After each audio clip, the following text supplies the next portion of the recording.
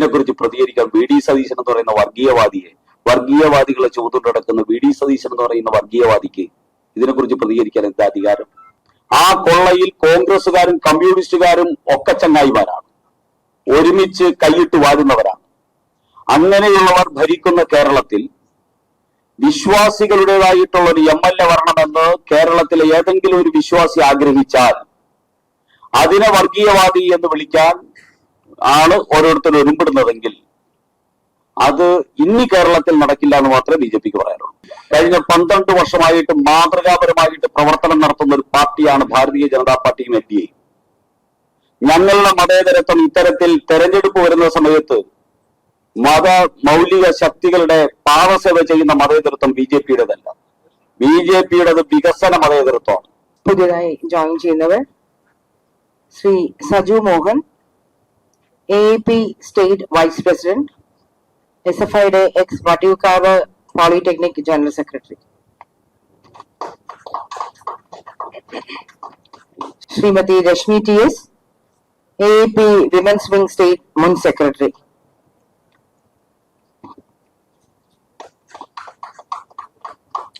കേരളത്തിൽ CPM-ഉം കോൺഗ്രസും തമ്മിലുള്ള ഡീലിനെ സംബന്ധിച്ച്, കച്ചവടത്തെ സംബന്ധിച്ച്, അതോടൊപ്പം തന്നെ ഒരേ മുന്നണി രണ്ടും ഒന്നാണ് എന്ന് ബോധ്യപ്പെടുത്തുന്നതിനെ സംബന്ധിച്ച് BJPക്ക് കേരളത്തിൽ പറയാറുണ്ട്.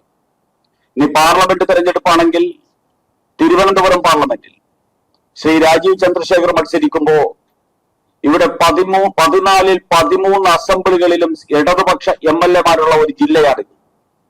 ഈ ജില്ലയിൽ എന്തുകൊണ്ട് CPM ഇടതുപക്ഷം 3-ാം സ്ഥാനത്തേക്ക് തള്ളപ്പെട്ടു? വി ഡി സതീശനോടും അതോടൊപ്പം തന്നെ വി ഡി സതീശന്റെ പാർട്ണറായിട്ടുള്ള ശ്രീ പിണറായി വിജയനോടും BJPക്ക് പറയാനുള്ളത്, കേരളത്തിലെ ഓരോ കൊച്ചുകുട്ടിക്കും അറിയാം BJPയെ തോൽപ്പിക്കാനായി കോൺഗ്രസും കമ്മ്യൂണിസ്റ്റും ഒരുമിച്ച് ചേർന്ന് കേരളത്തിൽ നടത്തിയിട്ടുള്ള കള്ളക്കളി.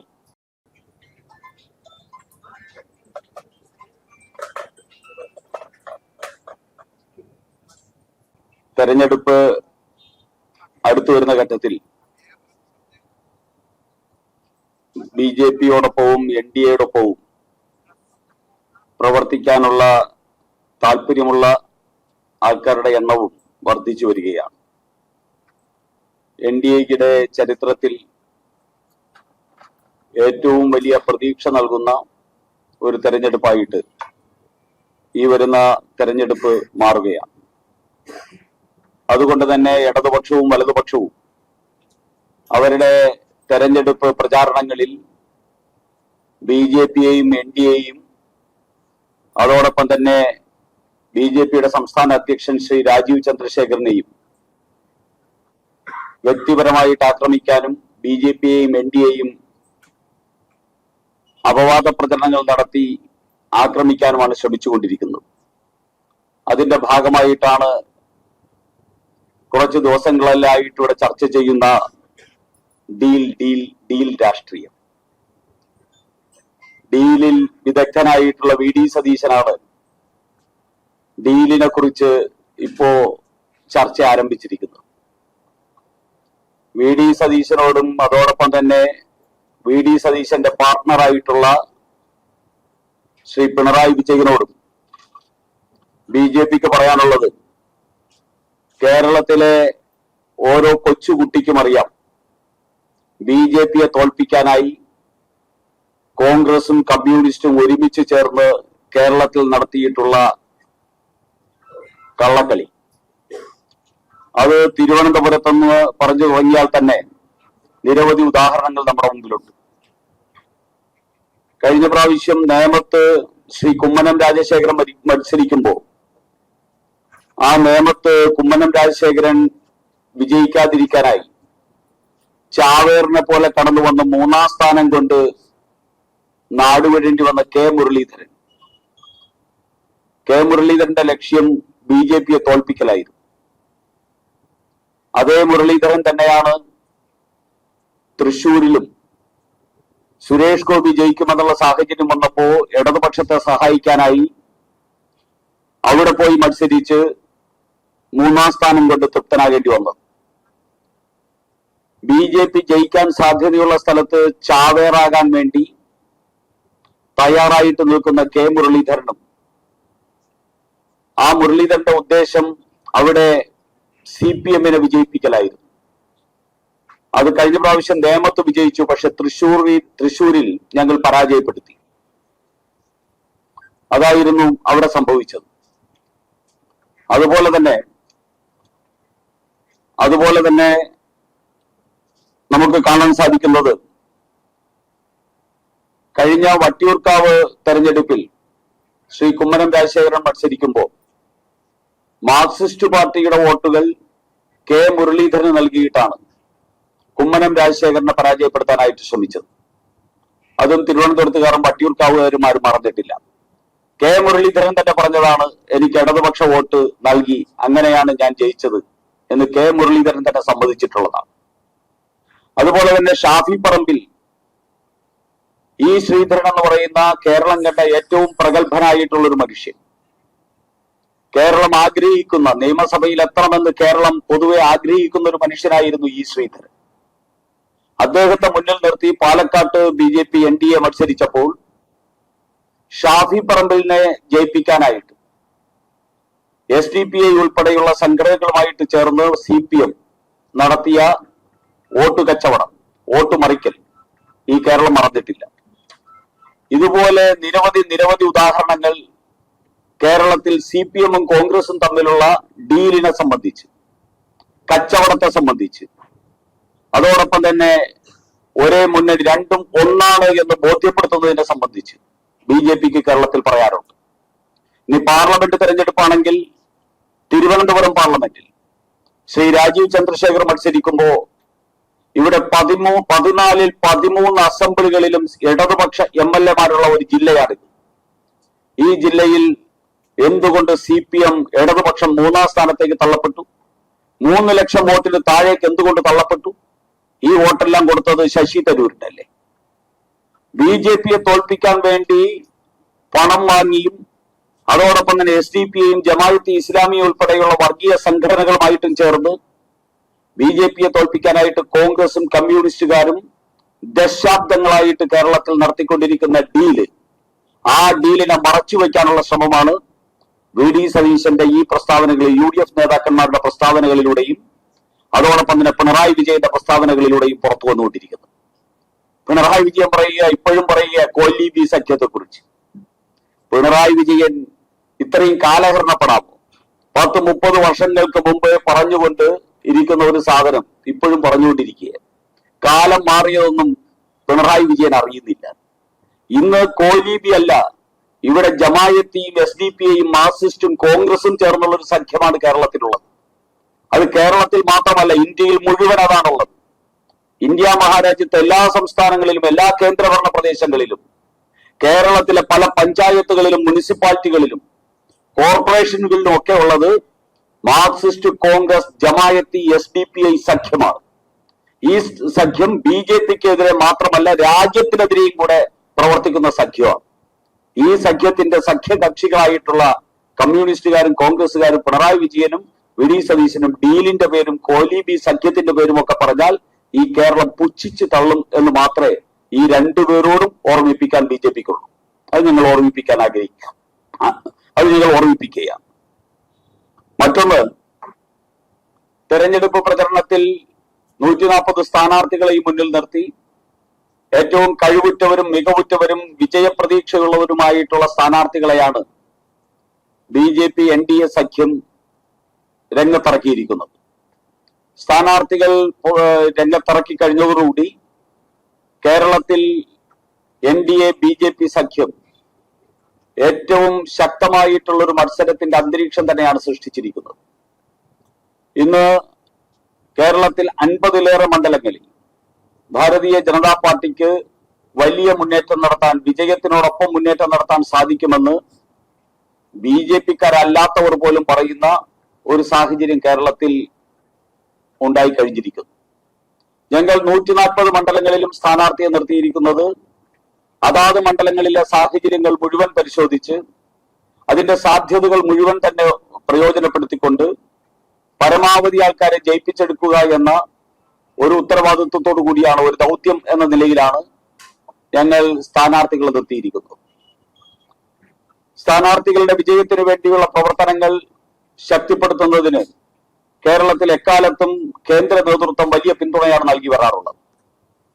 ശ്രീ നരേന്ദ്രമോദിജി തിരുവനന്തപുരത്തും കൊച്ചിയിലും വന്നു. തെരഞ്ഞെടുപ്പ് വിജ്ഞാപനത്തിന് മുന്നോടിയായി. അതോടൊപ്പം തന്നെ ശ്രീ അമിത്ഷാ വിജ്ഞാപനത്തിന് മുന്നോടിയായിട്ട് കേരളത്തിൽ വന്നിരുന്നു. വിജ്ഞാപനത്തിന് ശേഷം സ്ഥാനാർത്ഥികളെല്ലാം രംഗത്തിറങ്ങിയതിനു ശേഷം ഉള്ള BJPയുടെ തെരഞ്ഞെടുപ്പ് പ്രചരണ പരിപാടികൾ, ആ പ്രചരണ പരിപാടികളിൽ കഴിഞ്ഞ ദിവസം രാജ്യത്തിന്റെ വിവിധ ഭാഗങ്ങളിൽ നിന്നുള്ള മുഖ്യമന്ത്രിമാർ BJPയുടെ സ്ഥാനാർത്ഥികൾ നാമനിർദ്ദേശം പത്രിക നൽകുന്ന സ്ഥലങ്ങളിൽ വന്നിരുന്നു. ഇന്നും ഛത്തീസ്ഗഡ് മുഖ്യമന്ത്രി ഉൾപ്പെടെയുള്ളവർ കേരളത്തിലുണ്ട്. നാമനിർദ്ദേശ പത്രിക നൽകുന്ന BJP NDA സ്ഥാനാർത്ഥികൾക്കൊപ്പം അവർ പങ്കെടുത്തിട്ടുണ്ട്.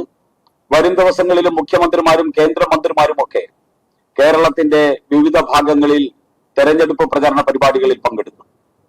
ഞങ്ങളെ സംബന്ധിച്ച് ഏറ്റവും സന്തോഷകരമായിട്ടുള്ള കാര്യം, പ്രധാനമന്ത്രി ശ്രീ നരേന്ദ്രമോദി കേരളത്തിലേക്ക് എത്തുന്നു എന്നുള്ളതാണ്. വീണ്ടും അദ്ദേഹം 29-ാം തീയതി അദ്ദേഹം തൃശൂരിൽ, അതോടൊപ്പം തന്നെ പാലക്കാട്ടും എത്തും. തൃശൂരിൽ അദ്ദേഹം പങ്കെടുക്കുന്നത് ഒരു റോഡ് ഷോയിലാണ്. 10,000 പങ്കെടുക്കുന്ന തൃശൂരിന്റെ മണ്ണിനെ വീണ്ടും ഒരു പൂരപ്പറമ്പാക്കി മാറ്റാൻ പറ്റുന്ന അത്യുജ്വലമാർന്ന ആവേശദായകമായ ഒരു റോഡ് ഷോ ആയിരിക്കും നരേന്ദ്രമോദിയെ സ്വീകരിക്കാനായിട്ട് ഞങ്ങൾ തൃശൂരിൽ ഒരുക്കുന്നത്. NDAയുടെ മുഴുവൻ ശക്തിയും പ്രകടിപ്പിക്കുന്ന ആ റോഡ് ഷോ തൃശൂരിൽ നടക്കും. അന്നേ ദിവസം തന്നെ പാലക്കാട് ജില്ലയിലെ പ്രവർത്തകരുടെ ഒരു മഹാ റാലി പാലക്കാട്ടും സംഘടിപ്പിക്കും. ആ പാലക്കാട്ട് റാലിയിൽ നരേന്ദ്രമോദിജി പ്രസംഗിക്കും. അങ്ങനെ 29-ാം തീയതി തൃശൂരിലെ റോഡ് ഷോയും പാലക്കാട്ട് റാലിയും അദ്ദേഹം അഭിസംബോധന ചെയ്യും. അതിനെ തുടർന്ന് അദ്ദേഹം വീണ്ടും കേരളത്തിലെത്തുമെന്നാണ് ഞങ്ങൾ പ്രതീക്ഷിക്കുന്നത്. അതിന്റെ വിവരങ്ങൾ കിട്ടുന്ന മുറയ്ക്ക് ഞങ്ങൾ അറിയിക്കും. അതോടൊപ്പം തന്നെ Amit Shah, JP Nadda ji, Nitin Nabin, national president Nitin Nabin, Rajnath Singh ji, Nirmala Sitharaman, Jaishankar തുടങ്ങിയ കേന്ദ്രമന്ത്രിമാരും കേന്ദ്ര നേതാക്കന്മാരും വരും ദിവസങ്ങളിൽ കേരളത്തിന്റെ വിവിധ ഭാഗങ്ങളിൽ തെരഞ്ഞെടുപ്പ് പരിപാടികളിൽ, പ്രചരണ പരിപാടികളിൽ പങ്കെടുക്കുന്നു. ഇത് ഞങ്ങളെ സംബന്ധിച്ചിടത്തോളം കേരളത്തിൽ മാർക്സിസ്റ്റ് പാർട്ടിയുടെയും കോൺഗ്രസിന്റെയും ഈ അധമ രാഷ്ട്രീയത്തിനെതിരായിട്ട് അതിശക്തമായിട്ട് പോരാടി മുന്നോട്ട് പോകുന്ന BJPക്കും NDAക്കും വലിയ ആത്മവിശ്വാസം നൽകുന്നതാണ് ശ്രീ നരേന്ദ്രമോദി ഉൾപ്പെടെയുള്ള കേന്ദ്ര നേതാക്കന്മാരുടെ കേരള സന്ദർശനവും ഞങ്ങളുടെ തെരഞ്ഞെടുപ്പ് പരിപാടികളിൽ പങ്കെടുക്കുന്നതും എന്ന് ഞങ്ങൾ വളരെ നന്ദിപൂർവ്വം ഓർക്കുകയാണ്.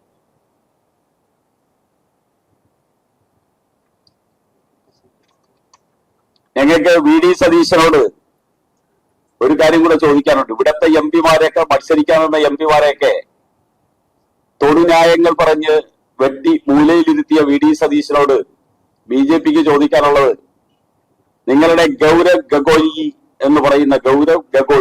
എന്ന് പറയുന്ന പാർലമെന്റിലെ പ്രതിപക്ഷ ഉപനേതാവ് ആസാമിൽ അസംബ്ലിയിലേക്ക് മത്സരിക്കുകയാണ്.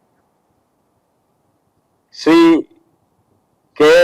സുധാകരനോടും അടൂർ പ്രകാശിനോടും ഒക്കെ എന്തോ തൊടുന്യായമൊക്കെ പറഞ്ഞ് അവരെ മൂലയിൽ ഒതുക്കിയ VD സതീശൻ ശ്രീ ഗൗരവ് ഗഗോയിയുടെ അസംബ്ലിയിലേക്കുള്ള സ്ഥാനാർത്ഥിത്വത്തെ സംബന്ധിച്ച് കേരളത്തിൽ പ്രതികരിക്കുന്നത് രസകരമായിരിക്കുമെന്ന് BJPക്ക് തോന്നുകയാണ്.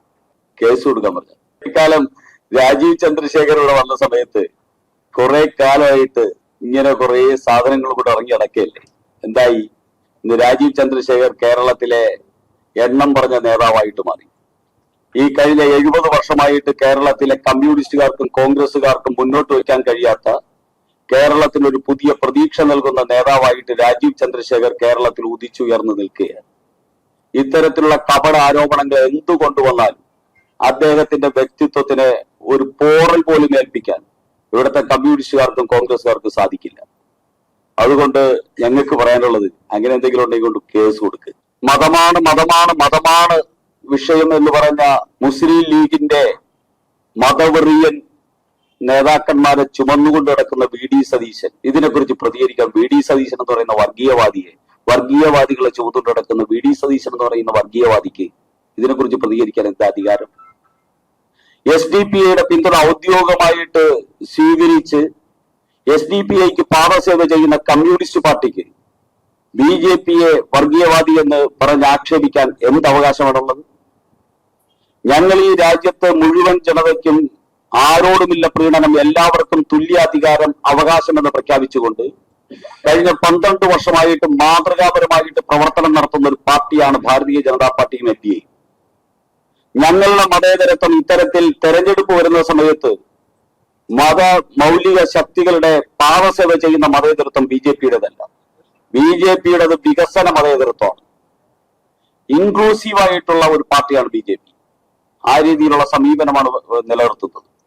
ശ്രീ ഗോപാലകൃഷ്ണൻ പറഞ്ഞത് ഗുരുവായൂരിൽ ഒരു വിശ്വാസി ജയിച്ചു വരണം എന്നുള്ളത് വിശ്വാസ സമൂഹം നേരിടുന്ന ഭീഷണി ഇന്ന് കേരളത്തിൽ വളരെ വലുതാണ്. കേരളത്തിലെ വിശ്വാസികളുടെ ക്ഷേത്രങ്ങളും അതോടൊപ്പം തന്നെ അവരുടെ അവകാശങ്ങളും കൊള്ളയടിക്കുന്ന ഒരു ഭരണകൂടമാണ് കേരളത്തിൽ നിലനിൽക്കുന്നത്. ആ കൊള്ളയിൽ കോൺഗ്രസുകാരും കമ്മ്യൂണിസ്റ്റുകാരും ഒക്കെ ചങ്ങായിമാരാണ്, ഒരുമിച്ച് കൈയിട്ട് വാഴുന്നവരാണ്. അങ്ങനെയുള്ളവർ ഭരിക്കുന്ന കേരളത്തിൽ വിശ്വാസികളുടേതായിട്ടുള്ള ഒരു MLA വരണമെന്ന് കേരളത്തിലെ ഏതെങ്കിലും ഒരു വിശ്വാസി ആഗ്രഹിച്ചാൽ അതിനെ വർഗീയവാദി എന്ന് വിളിക്കാൻ ആണ് ഓരോരുത്തരും ഒരുമ്പെടുന്നതെങ്കിൽ അത് ഇനി കേരളത്തിൽ നടക്കില്ല എന്ന് മാത്രമേ BJPക്ക് പറയാനുള്ളൂ. ആം ആദ്മി പാർട്ടിയുടെ ഭാഗം വിട്ടിട്ട് നമ്മൾ BJPയിലേക്ക് വരാനുണ്ടായ ഒരു സാഹചര്യം കൂടെ ഇവിടെ പറയാൻ ഉണ്ട് എന്ന് എനിക്ക് തോന്നുന്നു. കാരണം എന്ന് പറയുന്നത്, കഴിഞ്ഞ ലോക്സഭാ ഇലക്ഷനിലും നിലമ്പൂർ ഇലക്ഷനിലും, അതായത് നമ്മളിപ്പോ കാണുന്നത് എല്ലാം ദൃശ്യമായ കൂട്ടുകെട്ടുകളാണ്. നമ്മുടെ രാഷ്ട്രീയത്തിൽ ഈ ഇലക്ഷനിൽ കുറച്ച് അദൃശ്യമായ കൂട്ടുകെട്ടുകളെ കുറിച്ച് കൂടി നിങ്ങൾ കൃത്യമായിട്ട് മനസ്സിലാക്കിയിരിക്കണം. അതായത് ആം ആദ്മി പാർട്ടി കഴിഞ്ഞ കുറെ ഇലക്ഷനുകളിലായി, അതായത് 2014 മുതലുള്ള ഇലക്ഷനുകളിൽ ഒരു സീറ്റിലും മത്സരിക്കാത്ത പാർട്ടി ഇപ്പോൾ വരുന്ന ഇലക്ഷനിൽ കൃത്യമായിട്ട് മത്സരം സംഘടിപ്പിക്കുകയും അവര് തോന്നിയവാസം പോലെ 60, 70, 80 സ്ഥാനാർത്ഥികളെ നിലനിർത്തുകയുണ്ടായി.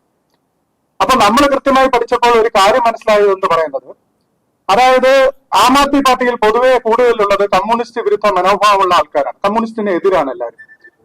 അതായത് ഇപ്പൊ നോക്കിക്കഴിഞ്ഞാൽ ഇപ്പം കോട്ടയം, ഇടുക്കി ഭാഗത്തു നിന്നുള്ള പ്രവർത്തകര് കേരള കോൺഗ്രസ് കമ്മ്യൂണിസ്റ്റ് പാർട്ടിയുടെ അല്ലെങ്കിൽ LDFന്റെ ഭാഗമായപ്പോൾ അവരോടൊപ്പം പോയതിൽ പ്രതിഷേധിച്ചുകൊണ്ട് ആം ആദ്മി പാർട്ടിയിൽ കൂടുതലായിട്ട് വന്നവരാണ്.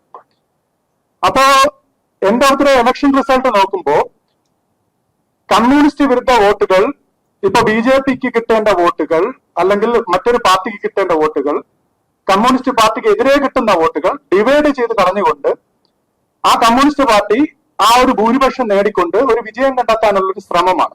അതായത് ഞാൻ പറയാൻ വന്നത്, ആം ആദ്മി പാർട്ടിയുടെയും CPMന്റെയും പോളിറ്റ് ബ്യൂറോ സെക്രട്ടറി എന്ന് പറയുന്നത് കോമൺ ആണ്. അതായത് MA ബേബിയാണ് കേരളത്തിലെ ആം ആദ്മി പാർട്ടിയെയും ഇവിടുത്തെ CPMനെയും നിയന്ത്രിക്കുന്നത്. അപ്പൊ MA ബേബി എന്ത് പറയുന്നോ അത് അച്ചട്ട് മുന്നോട്ട് വെച്ചുകൊണ്ട് കമ്മ്യൂണിസ്റ്റ് പാർട്ടിയുടെ വിജയം മാത്രം ഉന്നമിട്ടുകൊണ്ട് ആം ആദ്മി പാർട്ടി പ്രവർത്തകരെ ചതിക്കുന്ന ഒരു പ്രവർത്തനമാണ് നമുക്ക് ഡൽഹിയിൽ നിന്ന് ഇത്രയും നാളും നമ്മൾ കേരളത്തിൽ നേരിട്ടുകൊണ്ടിരിക്കുന്നത്.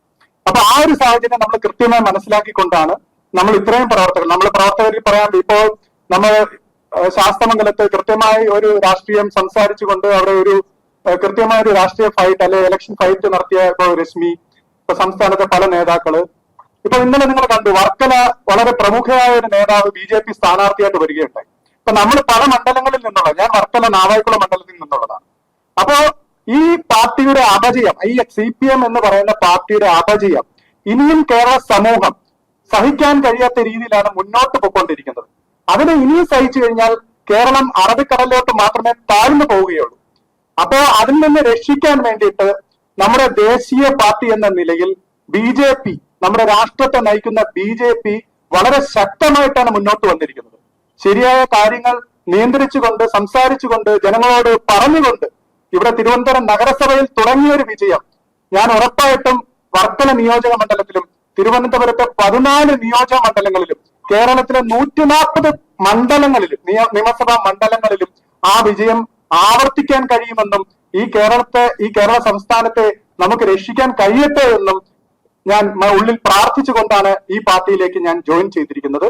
ഇത്രയുമാണ് എനിക്ക് പറയാനുള്ളത്. നന്ദി. എല്ലാവർക്കും നന്ദി. AAP-യുടെ സഹപ്രവർത്തകർ, സംസ്ഥാന നേതാക്കന്മാർ ഉൾപ്പെടെയുള്ള ഇന്ന് BJP-യിലേക്ക് വന്ന എല്ലാവരെയും ഞങ്ങൾ സഹർഷം സ്വാഗതം ചെയ്യുന്നു.